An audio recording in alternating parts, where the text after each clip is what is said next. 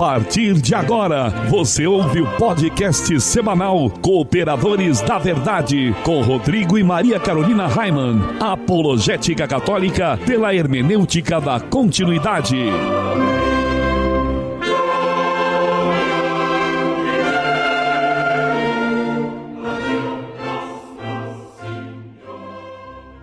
Olá, amigo ouvinte, paz e bem, aqui quem vos fala é o professor Raimann. Estamos começando mais um podcast semanal Cooperadores da Verdade, apologética católica pela hermenêutica da continuidade. Aqui se fala a verdade, custe o que custar, doa a quem doer. Tudo bem, Carol?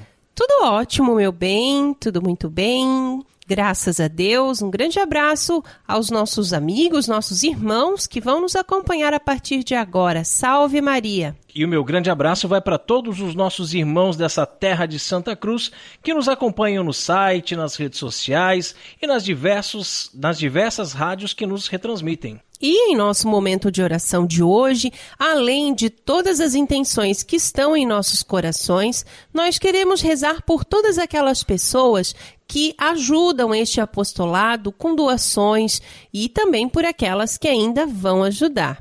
Estamos reunidos em nome do Pai, do Filho e do Espírito Santo.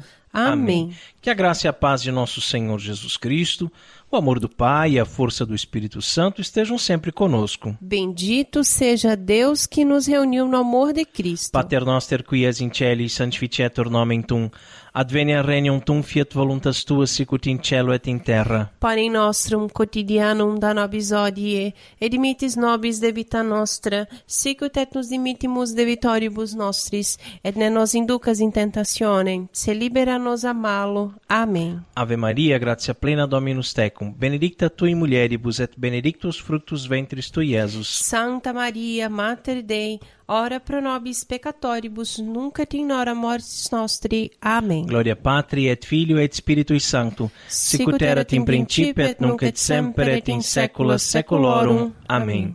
Senhor, fazei de mim um instrumento de vossa paz. Onde houver ódio, que eu leve o amor. Onde houver ofensa, que eu leve o perdão. Onde houver discórdia, que eu leve a união. Onde houver dúvida, que eu leve a fé. Onde houver erro, que eu leve a verdade. Onde houver desespero, que eu leve a esperança. Onde houver tristeza, que eu leve a alegria. Onde houver trevas, que eu leve a luz. Ó Mestre, fazei que eu procure mais. Consolar, que ser consolado. Compreender, que ser compreendido. Amar, que ser amado. Pois é dando que se recebe. Perdoando, que se é perdoado. E é morrendo que se vive para a vida eterna. Amém. E nós continuamos reunidos em nome do Pai, do Filho e do Espírito Santo. Amém. E nós queremos lembrar que este programa ele é transmitido atualmente por 11 rádios. É isso mesmo. E hoje o grande abraço especial vai para a Rádio Princesa das Matas, 1560 AM, de Viçosa, Alagoas. Um grande abraço ao nosso amigo Tito do Gado e todos os ouvintes da Rádio Princesa das Matas. E no quadro A Vida dos Santos, nós estamos estudando a vida dos papas que foram canonizados. São os Santos Papas. Nós temos o costume de chamar o Papa de Santo Padre, não é mesmo? Mas isso não significa que ele seja santo. Sim, na história da Igreja já tivemos 265 papas. Francisco é o papa de número 266, mas nem metade deles foi considerado santo. Aliás, alguns muito pelo contrário, não é mesmo? No último programa nós falamos de São Lúcio I.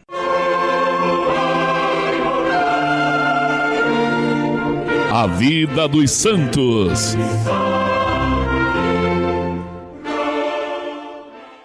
Carol, quem foi o Santo Papa escolhido para o programa de hoje? O santo de hoje é Santo Estevão I. Conta para o povo então, Carol, um pouquinho sobre a vida de Santo Estevão.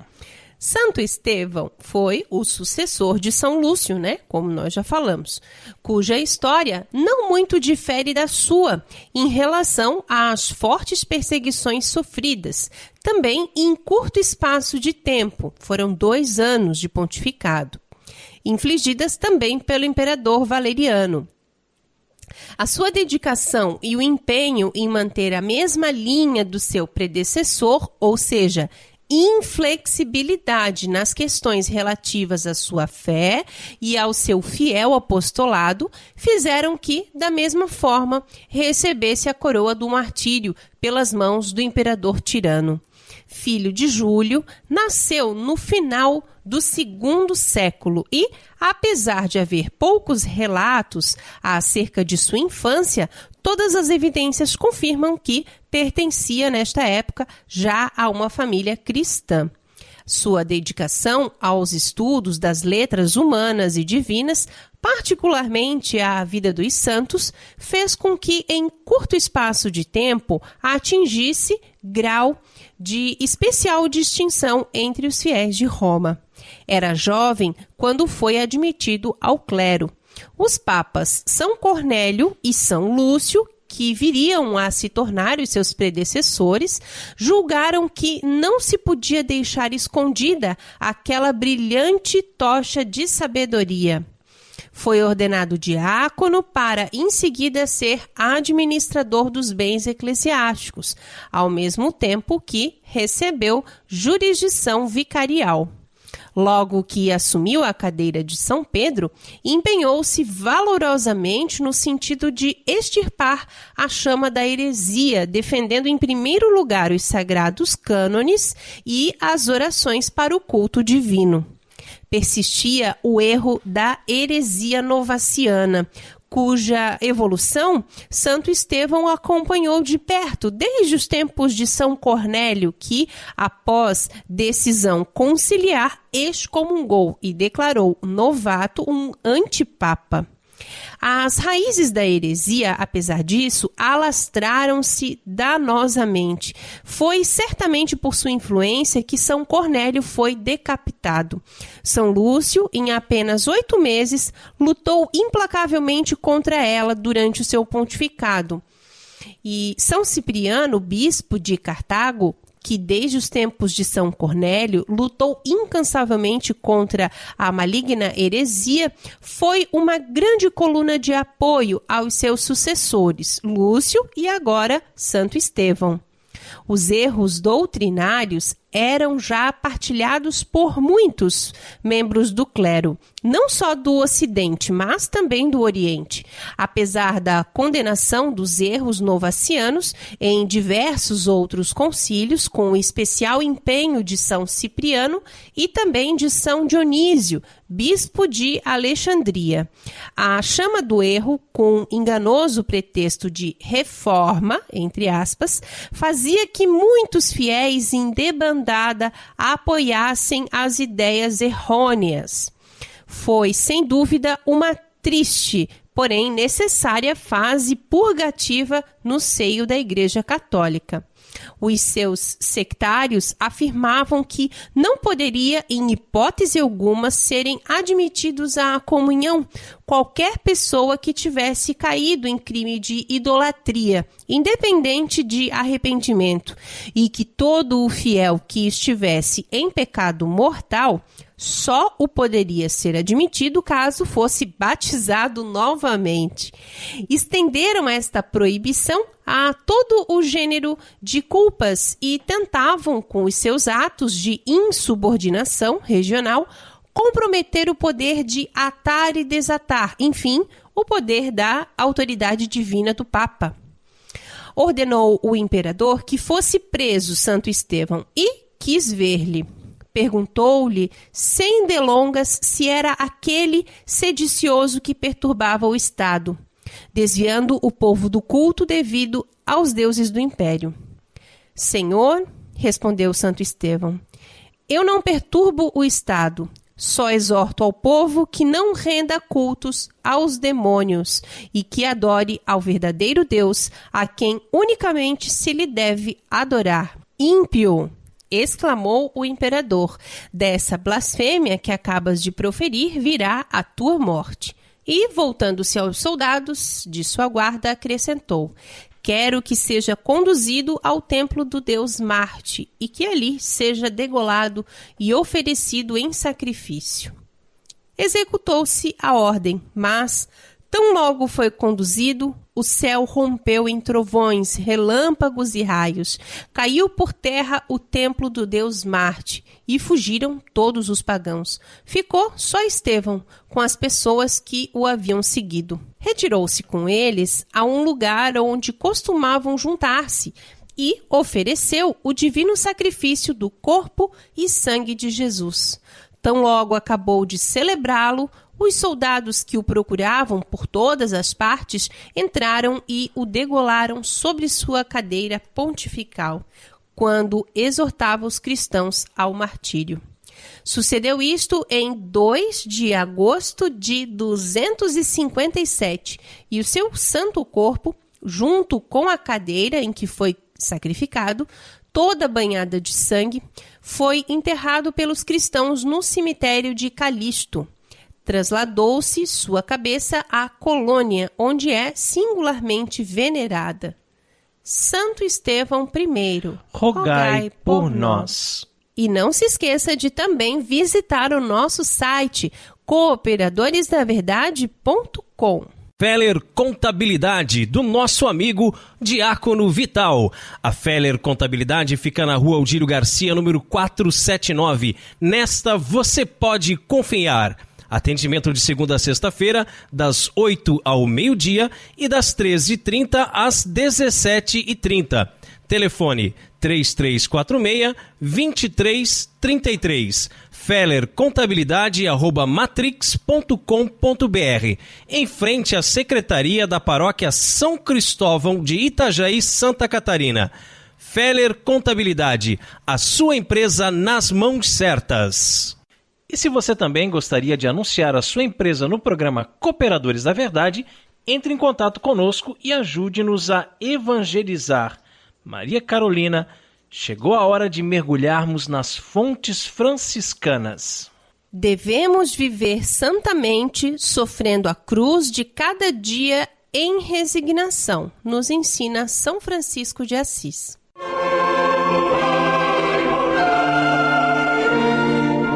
Fontes franciscanas. Como nós já falamos em outros programas, Frei Francisco fazia várias quaresmas durante o ano. E na vida do santo, além do aspecto penitencial e de conversão, encontrava um sentido maior em conformar-se a Cristo para assim reviver os mistérios do ano litúrgico, fazendo dessa forma 5 quaresmas no ano. Já pensou? Você faz uma só, acha que é muito, né? Então vamos lá. A primeira quaresma é a mais conhecida de todas. Aquele tempo em que nós nos preparamos para a festa da Páscoa. Eu acho que o mínimo que o católico, se diz católico, deve fazer é viver uma boa quaresma em preparação para a Páscoa, né?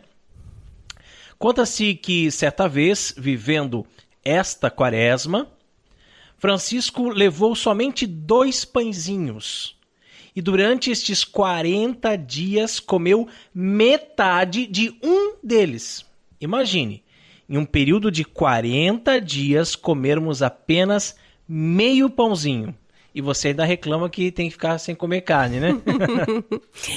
A segunda quaresma era vivida no tempo do Advento, para celebrar o mistério da encarnação do Filho de Deus. Ela ia da festa de Todos os Santos até a vigília do Natal. Foi nessa quaresma que, no ano de 1223, aconteceu o presépio em Gréquio. A terceira quaresma era chamada de Quaresma da Epifania. Com esta quaresma, São Francisco pretendia estabelecer o laço entre o tempo do Natal e da Páscoa. A quarta quaresma, que nós, franciscanos seculares, conhecemos muito bem e é muito cara para nós, né? É a quaresma de São Miguel Arcanjo, começando no dia da festa da Assunção de Nossa Senhora e terminando no dia da festa dos santos arcanjos Miguel, Gabriel e Rafael. E assim fechamos então as 5 quaresmas, né? É isso? Vamos fazer as contas aqui. A primeira quaresma é a quaresma da Páscoa. Isso. Segunda quaresma, a quaresma do Natal. Isto. Terceira quaresma, A da da Epifania. Epifania. A quarta quaresma, De São Miguel. São Miguel Falta Arcanjo. uma. Qual é a quinta quaresma? Vamos falar ainda mais para frente aqui da quinta quaresma, né? Mas é interessante, né, como ele vai fechando o tempo, né? De um período litúrgico até outro período litúrgico, ele vai vivendo quaresmas. Essas quaresmas eram tão intensas que sempre rendiam muitos frutos, né? Muitas coisas maravilhosas aconteciam. Tanto é que, como a Maria Carolina falou, na quaresma do Natal, né, ele em 1223 ele cria o presépio, né, lá em Greque, um presépio vivo, né, com as pessoas que viviam ali naquele vilarejo. Ele pega uma pessoa e diz assim: você tem cara de José, vem cá, vamos fazer José. Você tem cara da Virgem Santíssima, né? Vamos fazer aqui o papel de Maria. E lá uma vaca, um burro, né, uma estrebaria, ele junta todo mundo lá e faz aquela cena bonita. Só não tinha o menino Jesus, né? Só não tinha o menino. E as pessoas se perguntavam, mas e o menino? E o menino? Calma que o menino vai vir. Calma que o menino vai vir, o menino vai chegar. E na noite de Natal, né, o menino aparece lá deitadinho entre os fenos, né? Então o próprio Jesus, que é Deus que se fez homem, que veio habitar entre nós, que sofreu, morreu numa cruz, que ressuscitou, que está sentado à direita de Deus Pai Todo-Poderoso na sua infinita glória e majestade, ele se digna a aparecer ali como um menino, né? Como na fragilidade de um menino no presépio de Gréquio. E na quaresma de São Miguel Arcanjo, numa delas, ele recebe os estigmas, né? Então, para a gente ver como essas quaresmas, elas realmente rendiam muitos frutos, né? E como eu estava falando, né, numa dessas quaresmas em honra a São Miguel, São Francisco de Assis, ele recebeu as chagas, o sinal de sua mais alta conformidade com Cristo. E a quinta quaresma, que eu prometi para vocês que eu ia falar sobre ela ainda, né, é a quaresma que ela começava na festa dos santos apóstolos Pedro e Paulo e ia até a Assunção. Então eram 5 períodos de 40 dias no ano, somando-se assim 200, né? 5 vezes 4, né? 5 vezes 40, 200 dias de jejum, penitência, oração e mortificação. E nós, franciscanos seculares, que deveríamos ser os irmãos e irmãs da penitência, que deveríamos nos esforçar em imitar São Francisco, dificilmente jejuamos. E quando na Sexta-feira Santa nos propomos a não comer carne vermelha, substituímos por uma bela moqueca de peixe com camarão. Isso é jejum? Isso é sacrifício? Francisco costumava retirar-se durante as quaresmas. Subia ao alto de montanhas que, em muitas épocas do ano, eram lugares extremamente frios e, pouco agasalhado, a miúde, apenas com o hábito e com os pés descalços, levava nada ou quase nada para comer. Ficava também longas horas sem beber nada, mas tinha consigo um vaso de barro que procurava nele guardar água. Geralmente, Francisco ficava em cavernas, mas certa vez os frades construíram em uma montanha uma cabana para que ali ele fizesse a sua quaresma. Quando terminou o tempo e ele saiu, a cela ficou abandonada e desocupada. Lá ficou largado o pequeno vaso de barro em que o santo tomava água. Quando algumas pessoas foram àquele lugar para reverenciar o santo, encontraram o vaso cheio de abelhas. Nele tinham construído seus admiráveis favos, simbolizando a doçura da contemplação que o Santo de Deus tinha bebido nesse lugar. E aqui nós vemos, mais uma vez, como as criaturas, por causa do Criador, veneravam Frei Francisco. Por ele ser aquele que mais amou o Senhor de todas as suas criaturas. As abelhas encontraram na doçura da vida de São Francisco, na doçura das palavras que saíam da sua boca, na doçura da bondade do seu coração e na doçura da contemplação do santo ao Criador, nestes 40 dias de penitência, um lugar propício para construir os seus favos. E se Deus quiser construir seus favos no teu e no meu coração, encontrará neles a doçura necessária ou apenas rancor e amarguras? Nosso coração é um vaso de barro, de contemplação, onde o Criador pode construir seus favos ou uma pipa de azedar repolho. Precisamos voltar nosso coração para Deus, viver santamente cada dia de nossa vida, com jejuns, abstinências. E ainda hoje, né, Maria Carolina, nós fomos ao mercado e a gente percebe quantas coisas que a gente compra que não são para alimentar o corpo, são para satisfazer o paladar, né?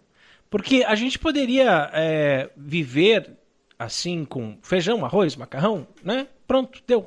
É aquilo, é substancial, né? Sustenta. Mas não, aí quer um chocolate, daí quer um doce não sei das quantas, quer um negócio assim, assado. Porque a gente vive querendo satisfazer o nosso gosto, o nosso desejo, o nosso paladar. Francisco de Assis colocava cinza na comida já para não sentir o sabor. É isso mesmo. E quando ele fazia esses jejuns, essas penitências, subia no alto de uma montanha gelada, muitas vezes, né, em algumas épocas do ano, picos de montanhas congelados, em que lá não tinha nada mesmo, né? Levava 2 pãezinhos e comia metade de um. Quer dizer, acho que no primeiro dia eu já devoraria os 2 pãezinhos e daí ficaria desesperado, ver se conseguia caçar algum bicho, alguma coisa para poder comer, né? Mas ele ficava lá em cima aqueles 40 dias sem comer, né? Mortificando o corpo, sofrendo a cruz de cada dia, como nós deveríamos sofrer, em resignação. É para nós refletirmos, né? E que assim seja. Amém. Amém. Fontes Franciscanas conta com o apoio da Livraria Católica Auxílio dos Cristãos.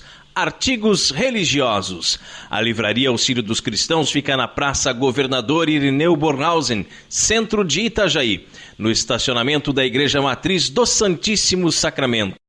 Calendários, bíblias, livros, artigos litúrgicos, camisetas, cartões, presépios, crucifixos, imagens sacras, CDs, DVDs e muito mais. Telefone 3349-0692. 3349-0692. Livraria Auxílio dos Cristãos.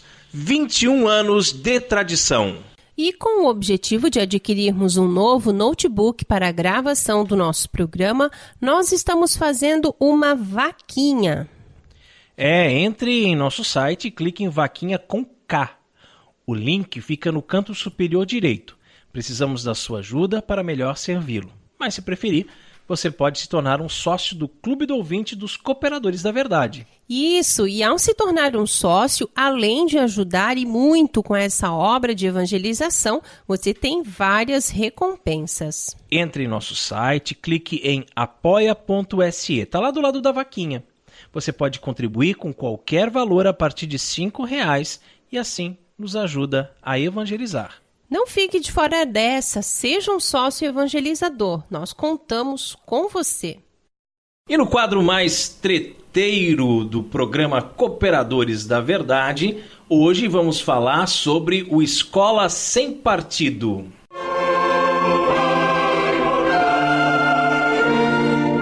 A Hora da Treta.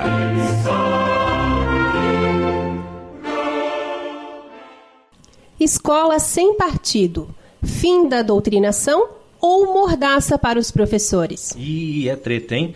E olha só quem acaba de chegar aqui nos estúdios Joseph Ratzinger para participar desse bate-papo conosco. São 2 professores queridíssimos, fora de série, a Ana Caroline e o Isaac. Sejam bem-vindos. O Isaac já participou de um podcast aqui conosco, junto com o Leonardo Fragas, onde falamos sobre a decadência da civilização ocidental. Se você não ouviu, é o episódio 40 da 2ª temporada. Vale a pena conferir. Mas antes de começarmos a falar sobre a escola sem partido, que é o nosso tema, fala um pouquinho sobre você, Ana, para que os nossos ouvintes possam te conhecer melhor.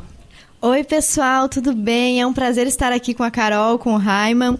É uma honra, sempre ouço o programa, né, o podcast, e gosto muito da Hora da Treta. Não vi a hora de estar aqui, combina muito comigo. Enfim, eu sou professora de História já desde 2011, trabalho em escola pública desde 2010, né, mas formada em 2011, e conheci o Escola Sem Partido em 2014, depois que eu tive um problema pessoal, né, de doutrinação e perseguição. E desde então eu passei a militar, né, realmente me envolvi nesse projeto e tenho um interesse pessoal e também profissional na aprovação dele. E aqui você pode falar à vontade, Ana, que ninguém vai te dar bloco, viu? Aqui não é sala de aula e nem Facebook. E agora a sua vez, Isaac. Pensou que ia escapar, hein? Eu sempre prefiro ficar nos bastidores, mas já que vocês insistem, né? Sempre atrás das câmeras, né? Antes de mais nada, então, né? Saudações a todos os presentes e os ouvintes. É sempre um prazer estar aqui com vocês e estar entre amigos, né?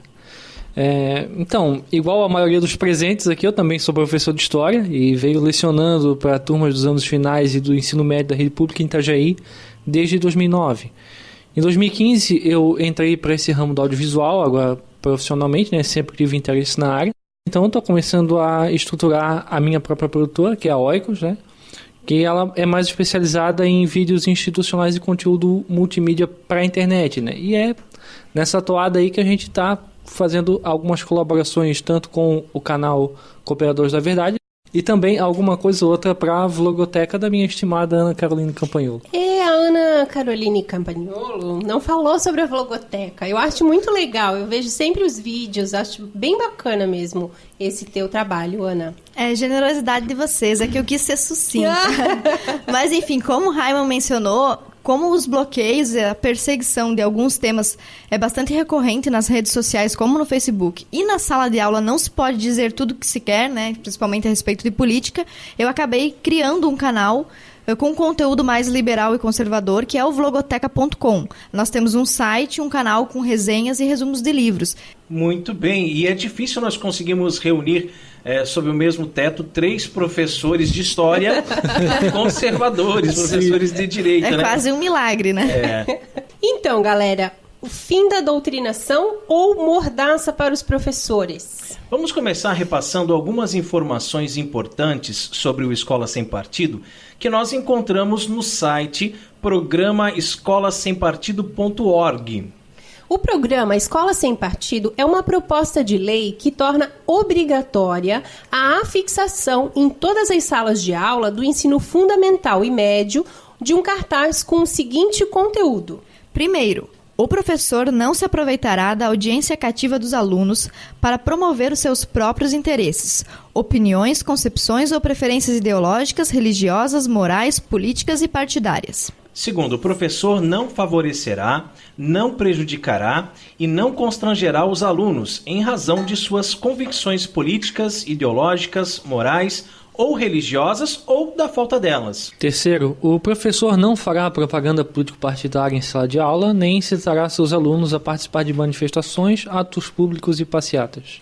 Quarto, ao tratar de questões políticas, socioculturais e econômicas, o professor apresentará aos alunos de forma justa, isso é, com a mesma profundidade e seriedade, as principais versões, teorias, opiniões e perspectivas concorrentes a respeito. Quinto, o professor respeitará o direito dos pais a que seus filhos recebam a educação moral que esteja de acordo com suas próprias convicções. Sexto, o professor não permitirá que os direitos assegurados nos itens anteriores sejam violados pela ação de estudantes ou terceiros dentro da sala de aula. Então me parece uma coisa muito simples. O projeto visa fixar o cartaz. E para que tanta polêmica em cima de um cartaz fixado em sala de aula, né, gente? É muito estranho mesmo, porque é só o reconhecimento de direitos, né? Direitos dos alunos, especialmente, que já existem, e também de deveres dos professores. É como quando a gente vai numa loja e tem o PROCON, né? O número do PROCON e o código do consumidor ali. Sim, esses deveres já existem, né? Pois eles decorrem da Constituição Federal e da Convenção Americana sobre os Direitos Humanos. Isso significa que os professores já são obrigados a respeitá-los, embora muitos não o façam. E sob pena de ofender a liberdade de consciência e de crença e a liberdade de aprender dos alunos. O princípio constitucional da neutralidade política, ideológica e religiosa do Estado, o pluralismo de ideias e o direito dos pais dos alunos sobre a educação religiosa e moral dos seus filhos. Bom, então eu acho que todo mundo já entendeu, já ficou muito claro que esses deveres, esses direitos já existem, né? Porém, eles não estão assim claros, estampados, né? Então a ideia é colocar o cartaz para que fique muito claro. Eu, como professor, sempre no primeiro dia de aula já costumo passar as regras da minha sala de aula. O que pode fazer, o que não pode fazer, né? E é bem interessante porque eu peço para que eles copiem no caderno essas regras. Eu não colo um cartaz na sala para ficar fixado ali na frente de todos, mas pelo menos todos eles têm no seu caderno. De vez em quando, se surge uma dúvida ou se surge um problema com alguma daquelas regras, eu digo, olha lá no seu caderno, olha aquilo que nós combinamos desde o primeiro dia, né? Mas então vou fazer um pouquinho do papel aqui do advogado do diabo. Aqui em nosso podcast, nós não temos audiência cativa, ou seja, ninguém é obrigado a ouvir. Portanto, você não quer ouvir, você desliga e pronto, vai embora. Vai fazer outra coisa, né? Nós falamos aquilo que acreditamos, sem estarmos doutrinando ninguém. Isso é diferente dos alunos, porque os alunos, eles são obrigados por lei a estar em sala de aula. E aí, outra coisa que é ridícula nesse país, né? O aluno ser obrigado a ir para a sala de aula. Mas, enfim, a pergunta que fizemos lá no começo, fim da doutrinação ou mordaça para professores? Aqui, no Cooperadores da Verdade, eu posso responder sem medo. Na minha opinião, o Escola Sem Partido representa o fim da doutrinação. Mas se essa mesma questão fosse levantada dentro de sala de aula, como eu deveria agir? Deveria mostrar as duas opções, sem pender nem para um lado nem para o outro? E o aluno que deveria chegar à conclusão da resposta sozinho? O que você me diz, Ana? Exatamente, essa questão até me lembrou um caso que aconteceu na escola onde eu trabalhei no ano passado. A professora pediu que os alunos pesquisassem e que eles apresentassem, através de um seminário, a opinião deles e qual era a proposta do projeto Escola Sem Partido. Apesar dessa professora ser contra o projeto do Escola Sem Partido, eu achei a medida dela bem criativa, porque ela não pôde ocupar esse espaço da aula dela para falar contra o projeto. E aí eu vi a movimentação dos alunos, porque era uma aula de sociologia, e vários alunos trouxeram um posicionamento que eles acabaram se tornando a favor e outros contra.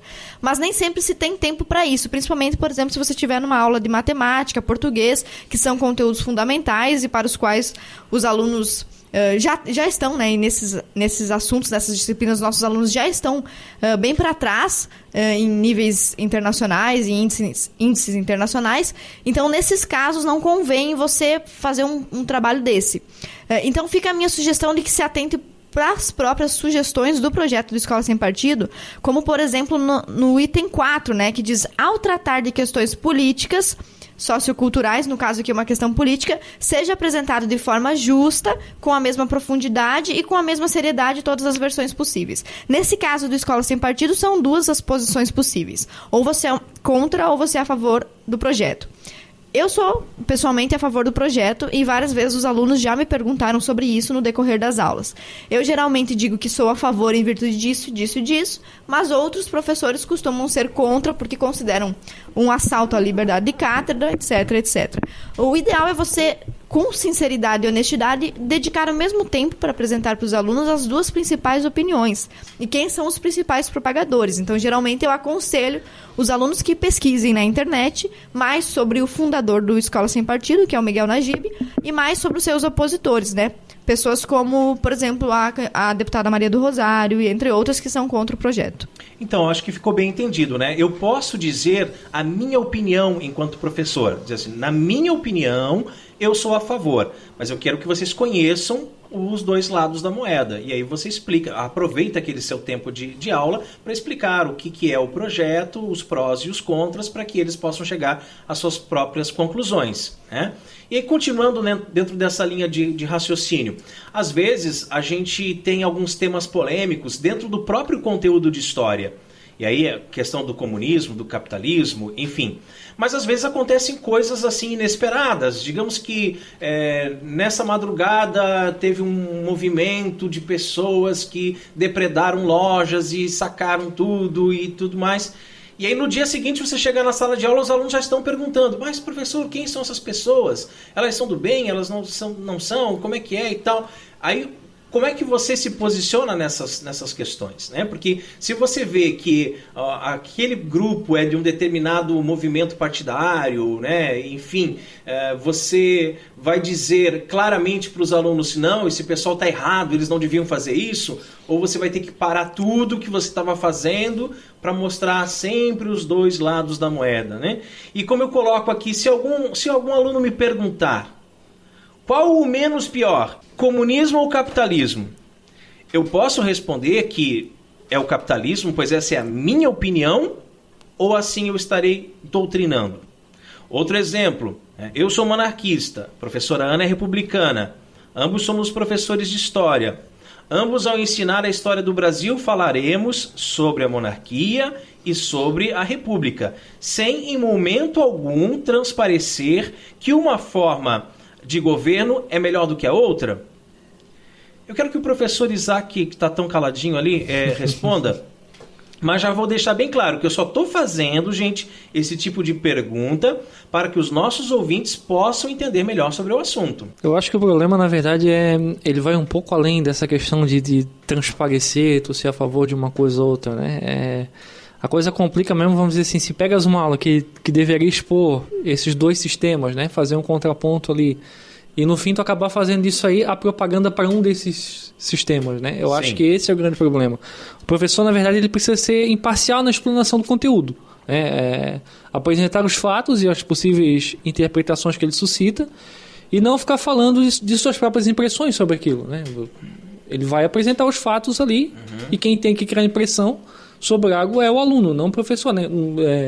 Se o professor quer fazer isso, no caso, né, ele vai lá e escreve um livro, né, e boa sorte. Se conseguir servir de referência para o debate, aí ótimo para ele, né? Agora, simpatizar fora da sala de aula com uma ou outra vertente específica não interfere nisso, a não ser que o sujeito tenha aí alguma dificuldade cognitiva muito forte, né, a ponto de não conseguir nem compreender se a sua profissão compreender que a sua profissão ela não é um meio, né, para fazer propagação de suas próprias percepções. Ele está ali para expor um conteúdo. Essa é a função, no caso do professor, né? Exato. Então, só para ficar bem claro, né, quando eu posso dar a minha opinião sem parecer ser doutrinação? O aluno levanta a mão e pergunta: professor, na sua opinião, a pergunta está sendo bem direcionada, né? O que é melhor? Posso responder sem medo ou tenho que ser curto e grosso e dizer: eu não tenho opinião? Isso acontece mesmo muitas vezes. O meu conselho e o meu entendimento do que o projeto Escola Sem Partido propõe é que, se você manifestar a sua opinião, que você faça deixando bem claro que isto é a sua opinião e apresente as alternativas para os alunos. Pode não parecer, mas o Estatuto da Criança e do Adolescente está aí para proteger o adolescente e a criança que são vulneráveis. E o professor, muitas vezes, ele é uma pessoa querida, estimada dos alunos. Às vezes, também, ele é uma pessoa que os alunos odeiam. Mas, em qualquer um desses casos, a opinião do professor suscita no aluno uma reação. Se eu gosto muito desse professor e ele vem aqui falar bem pra mim do regime republicano, eu vou criar uma certa simpatia. Se ele vem aqui e fala mal do comunismo e eu já não gosto dele, eu vou criar antipatia pelo próprio comunismo, né? Enfim, as relações de afinidade também permeiam um espaço escolar, e o professor, ele não é que ele seja superior, né, mas o cargo que ele ocupa traz consigo um poder. Sim, ele está sobre numa o aluno. posição De muito formação de favorável, opinião, né? Exato. Então, nesse caso, eu acho que o professor, por mais que responda qual a sua posição, porque geralmente acontece muito comigo, que sou professora de história, de perguntarem se eu sou ateia ou se eu acredito em Deus. Geralmente eu respondo, eu pessoalmente acredito em Deus, mas esse não é o assunto da aula, não é a temática que envolve a nossa aula nesse momento. E como não é bom que nós fiquemos discutindo a opinião de cada um de nós, principalmente minha, né, como professora, nós podemos deixar esse debate para aula de filosofia, né, ou para um momento em que o conteúdo permita. Então você pode ser gentil com o seu aluno, você não precisa ser grosseiro. Não é para dar patada, então? Não, o Raiman já quer dizer pro aluno, fica poxa. quieto, não pergunta isso, vai aprender fórmula de Bhaskara. Não, você pode responder para que o aluno... Vamos esforçar para ser gentil. Difícil, né? Responder para que ele sinta que você tem interesse também, tem alguma afinidade com ele e explicar, aproveitar esse momento para explicar que aqui não é o momento de explanar minhas opiniões e que nem fazer propaganda, né, das minhas visões políticas. Mas foi bom que você falou nessa questão do ateu ou do cristão e quando os alunos te perguntam isso, porque eu já lecionei muitos anos ensino religioso e neste ano de 2018 novamente vou lecionar o ensino religioso.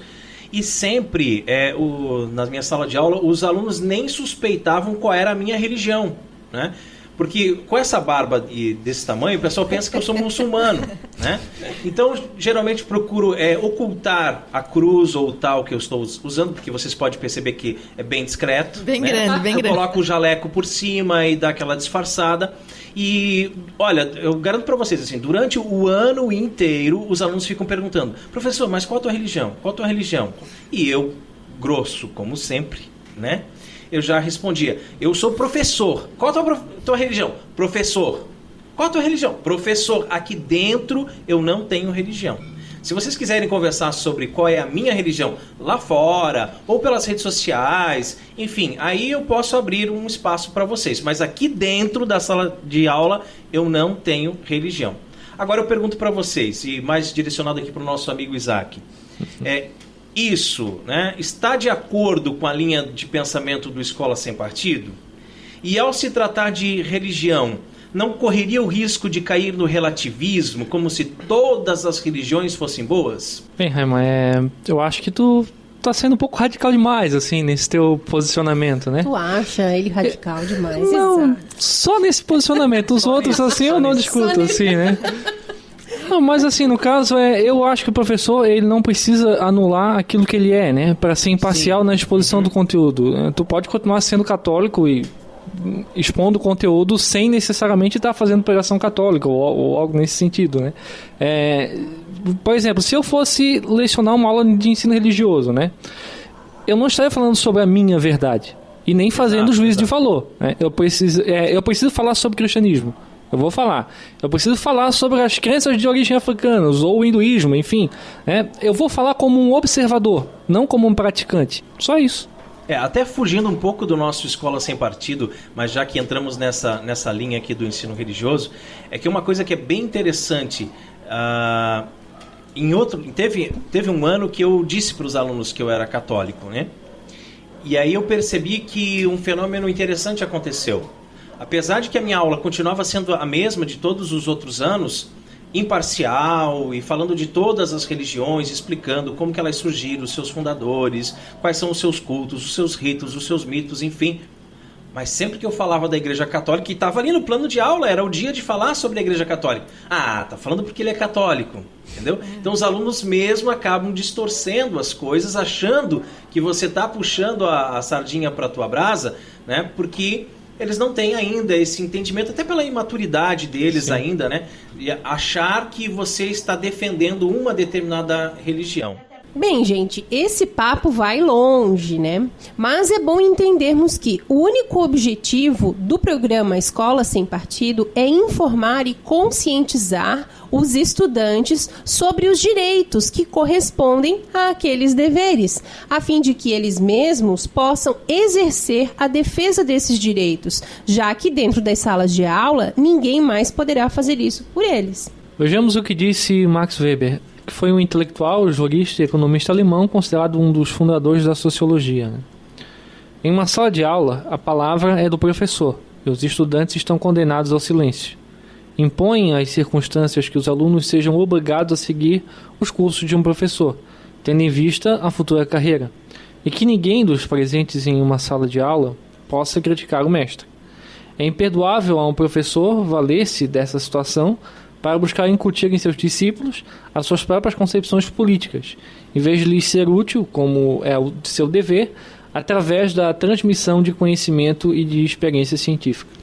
A doutrinação política e ideológica em sala de aula ofende a liberdade de consciência do estudante, afronta o princípio da neutralidade política e ideológica do Estado e ameaça o próprio regime democrático, na medida em que instrumentaliza o sistema de ensino com o objetivo de desequilibrar o jogo político em favor de um dos competidores. Por outro lado, a exposição em disciplina obrigatória de conteúdos que possam estar em conflito com as convicções morais dos estudantes ou de seus pais viola o artigo 12 da Convenção Americana sobre Direitos Humanos, segundo o qual os pais têm direito a que seus filhos recebam a educação religiosa e moral que esteja de acordo com suas próprias convicções. Essas práticas, todavia, apesar de sua manifesta inconstitucionalidade e ilegalidade, tomaram conta do sistema de ensino, a pretexto de construir uma sociedade mais justa, né? Entre aspas, ou de combater o preconceito.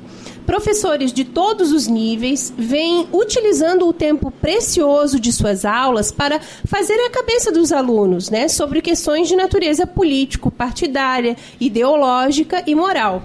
Que fazer para coibir esse abuso intolerável da liberdade de ensinar, que se desenvolve no segredo das salas de aula e tem como vítimas indivíduos vulneráveis em processo de formação? Nada mais simples. Basta informar e educar os alunos sobre o direito que eles têm de não ser doutrinados por seus professores. Basta informar e educar os professores sobre os limites éticos e jurídicos da sua liberdade de ensinar. Temos visto que impera nos cursos de ciências humanas, principalmente história e ciências sociais. Seria uma espécie de hegemonia esquerdista combinada com um crescente preconceito anticristão? Ah, com certeza. O número de vezes que os universitários ouvem ataques diretos e falaciosos contra a igreja e o cristianismo é incontável. O que ocorre nas escolas e universidades do nosso país já ultrapassou, em muitos casos, a gravidade da doutrinação. Embora ainda usemos essa palavra para expressar a realidade escolar. Na primeira etapa da doutrinação, que é o que define o que é doutrinar, identifica-se uma teoria sendo expressa e imposta, de modo que é possível identificar as doutrinas e combatê-las através do debate. Mesmo nesse caso, é preciso considerar que as crianças em idade escolar não estão aptas e maduras para debater e fazer julgamentos mais complexos. O aluno ele deve receber instrução e uma base sólida de conhecimento para, quiçá, debaterem quando chegarem à adolescência ou à vida adulta. É possível encontrar doutrinação tanto para as visões políticas de esquerda como para as de direita? Sim, com certeza. No entanto, o cenário atual deixa claro que a esquerda está atuando majoritariamente através da doutrinação marxista. Inclusive, em 2014, Raiman, eu estive com alguns professores num evento sobre doutrinação, né, para combater a doutrinação lá em Brasília, e conheci o professor Silva, que é geógrafo, e ele explicou a doutrinação desse fenômeno de doutrinação marxista nas universidades. Ele diz o seguinte: o mundo é majoritariamente capitalista, mas para dentro dos portões da universidade impera o socialismo. O Banco Digital de Teses e Dissertações do CNPq contabiliza 697 trabalhos acadêmicos que citam Karl Marx, o ícone de doutrina socialista, contra apenas 27 que se referem a Adam Smith, o pai da doutrina liberal, dos quais ao menos 4 são críticas marxistas ao autor de A Riqueza das Nações. Contabilizando os demais autores da esquerda, a cifra chega aos milhares. Só Foucault aparece, por exemplo, 1.640 vezes, Bourdieu 860 vezes e Paulo Freire quase 800 vezes. Já no banco de teses da CAPES, que é o órgão que coordena a pós-graduação no país, há 110 teses sobre Marx defendidas só na área da educação.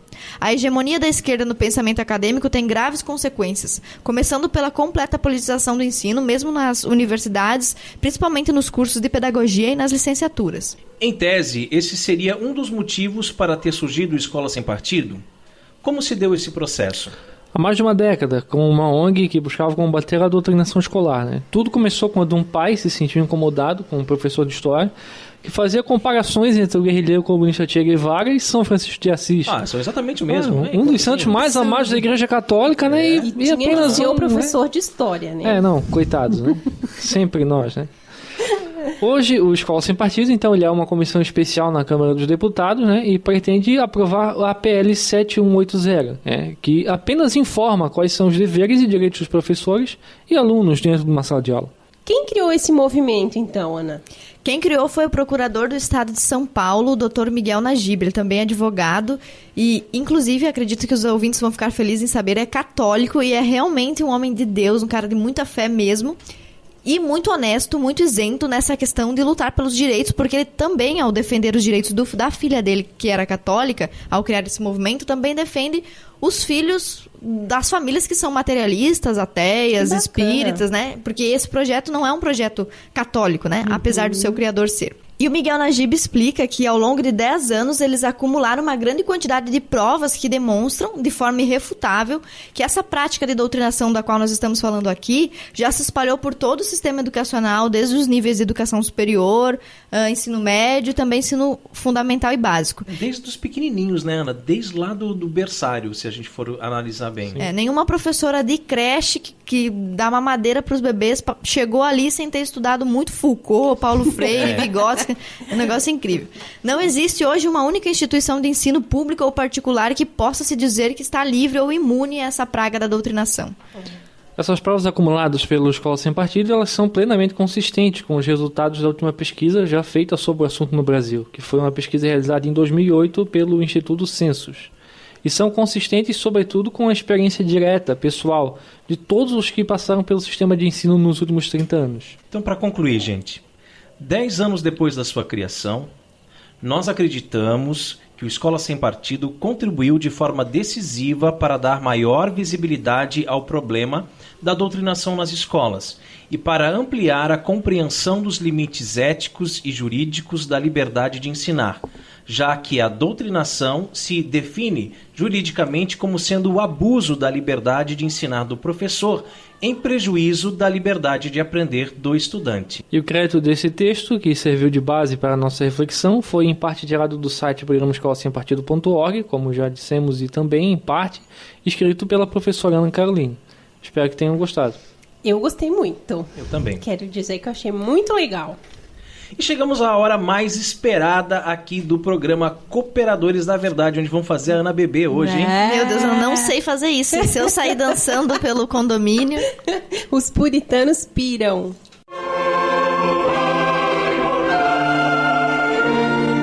Catolicismo e cerveja.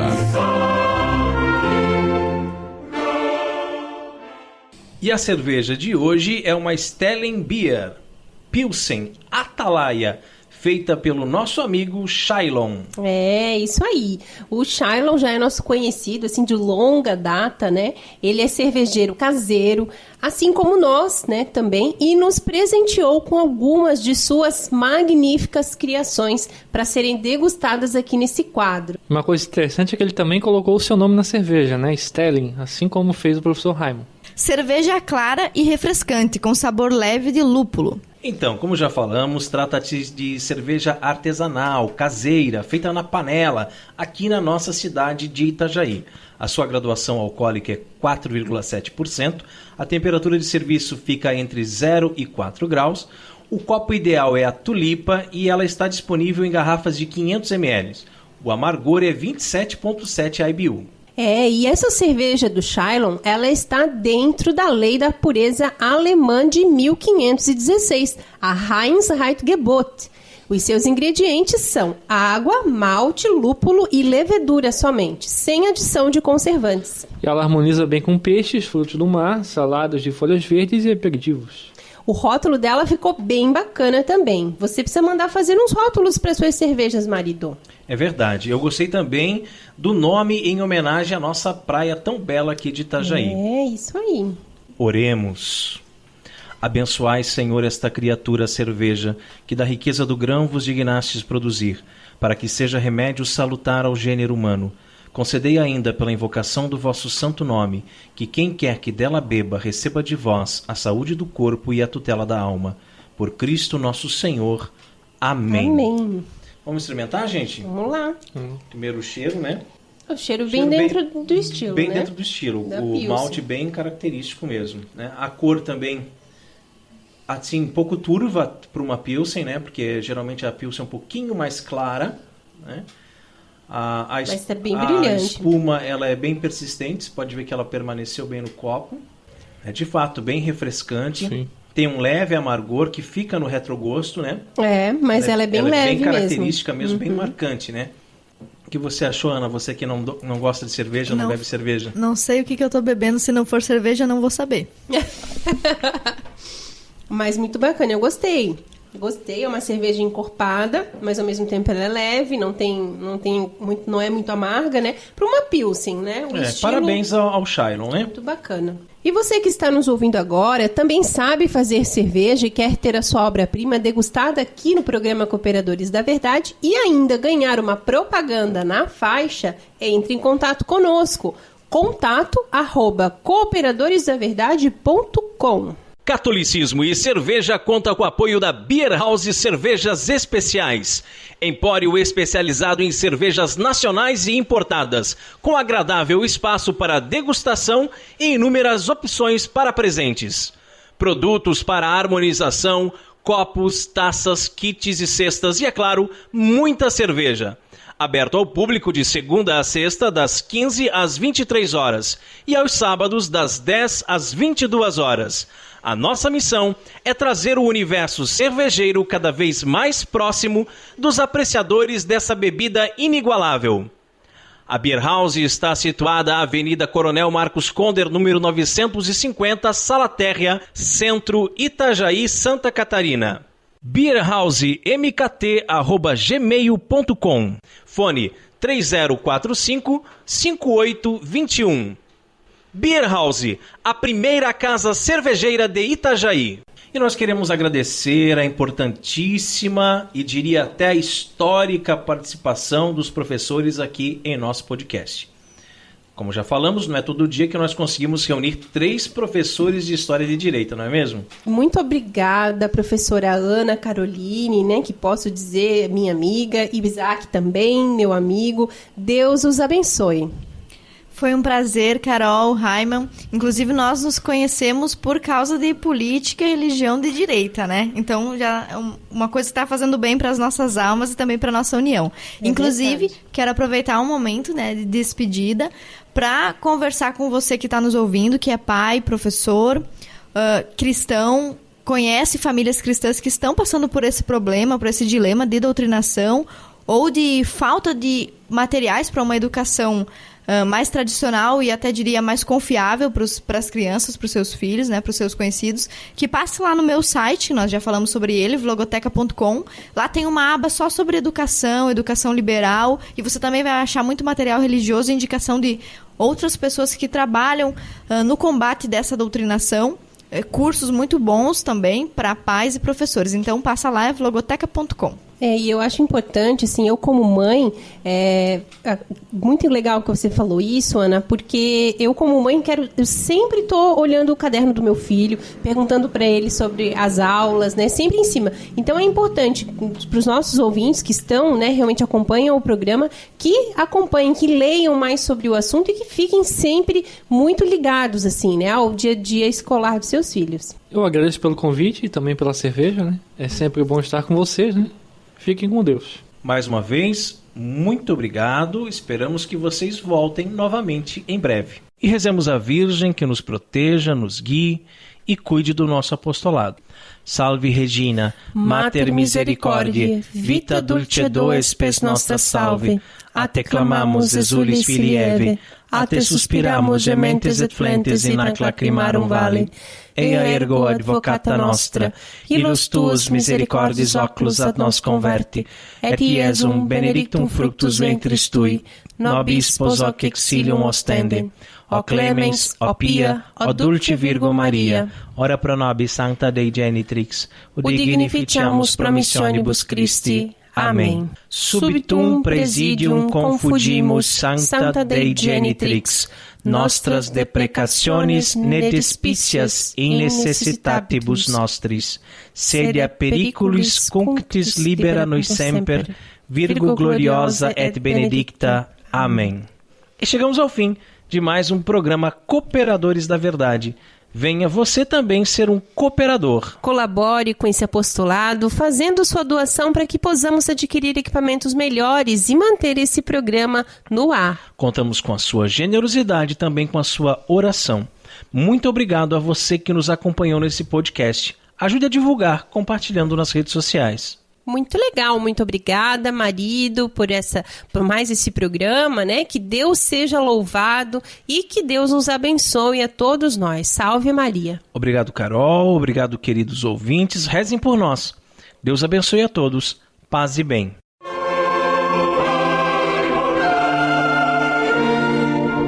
Você ouviu Cooperadores da Verdade, com Rodrigo e Maria Carolina Raimann. Apologética católica pela hermenêutica da continuidade.